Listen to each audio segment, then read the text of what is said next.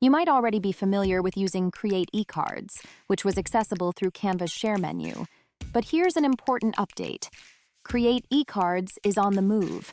Canva is preparing to remove publishing apps sometime in the nearish future. No worries, though, because there's a new app in Canva that you'll want to check out. Head over to the Apps tab, search for CreatEcards, click on the CreatEcards icon, and voila, the new app opens up. From there, you can seamlessly sync your designs from Canva to CreatEcards. Now, you can choose between an online invitation or a business event and sync your design following the same workflow. Just like before, you'll get a link to CreatEcards from Canva. From there, you can transform your design into an online invitation and conveniently send and collect RSVPs. The new app also lets you resync any changes you make in Canva.